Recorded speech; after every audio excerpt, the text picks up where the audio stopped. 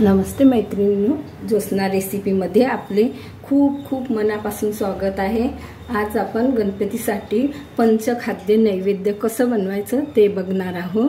त्यासाठी मी येथे साहित्य घेतलेलं आहे। 1 वाटी खोबरा किस घेतलेला आहे आणि हे खजूर घेतलेले आहे, बिया काढून घेतलेला आहे, खारक घेतलेली आहे आणि खडी साखर घेतलेली आहे आणि ही खाकस घेतलेली आहे। सगळे पदार्थ ख पासून सुरुवात होते त्यांच्या नावाची। आता आपण नैवेद्य बनवायला सुरुवात करूया। हा नैवेद्य गणपतीला अतिशय प्रिय आहे। मी आता गॅसवर कढई ठेवलेली आहे। कढई गरम झाली की प्रथम आपल्याला खसखस ही 2 चम्मच घेतलेली आहे मी पोहे खायच्या चमच्यानी। ही आपल्याला छान मंद हीटवर खरपूस रंग येईपर्यंत भाजून घ्यायची आहे। थोडी अशी लालसर येईपर्यंत भाजायची।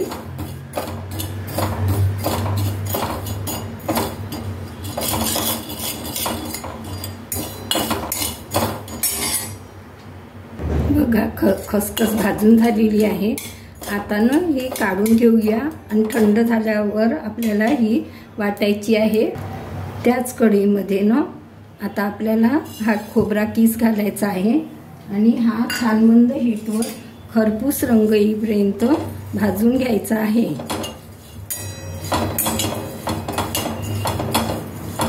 छान थोडा लालसर कलर येईपर्यंत भाजायचा आहे, म्हणजे हा छान कडक येऊन जातो।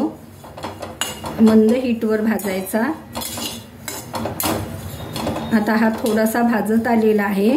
मी यातच ही खारक पण टाकते आणि ही भाजल्या जाईल आज खोबरा किस सोबत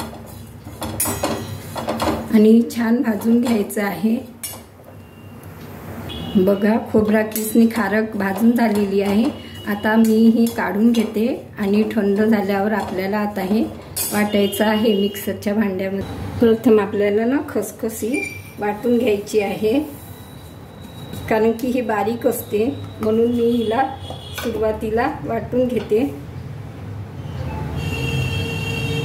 खसखस वाटून झालेली आहे। आता ही आपल्याला काढून घ्यायची आणि याच भांड्यामध्ये थोडं पल्स मोडवर हे थोडं फिरवून घ्यायचं, किंवा तुम्ही असं हाताने केलं तरी हे बारीक होतं, परंतु मला थोडं जाडसर वाटून घेतलेलंच आवडतं।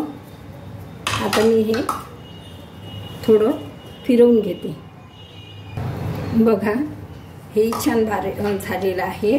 ओबडधोबड वाटायचं, हे मिक्स करायचं यात आणि नंतर खडी साखर वाटून घ्यायची, बारीक करून घ्यायची। बघा मी खडी साखर बारीक करून घेतलेली आहे। तुम्ही तुमच्या आवडीप्रमाणे कमी जास्त घेऊ शकता। जास्त गोड आवडत असेल तर जास्त घेऊ शकता। आता आपल्याला हे थोडेसे खजूर आहेत हे फिरवून घ्यायचे आहे। बघा मी खजूर पण असे ओबडधोबड वाटून घेतलेले आहे। आता हे यात मिक्स करायचं आणि हे पूर्ण मिक्स करून घ्यायचं। यात कोणी काजू बदाम पण टाकतात, परंतु हे पंचखाद्य नैवेद्य आहे तर आपण यातनं 5च वस्तू टाकून बनवायचं अशी माझी इच्छा आहे। तुम्हाला आवडत असेल तर तुम्ही टाकू शकता। आता यातनं थोडी वेलची पूड टाकायची, नाही टाकली तरी पण असंच हे खूप छान लागतं आणि मिक्स करायचं। बघा किती छान आपलं गणपती बाप्पाचा नैवेद्य तयार झालेला आहे घरच्या घरी। बाहेरनं खूप महाग मिळतो हा अशा प्रकारे पंचखाद्य हे नैवेद्य। बघा आपल्या गणपती बाप्पासाठी नैवेद्य तयार झालेला आहे।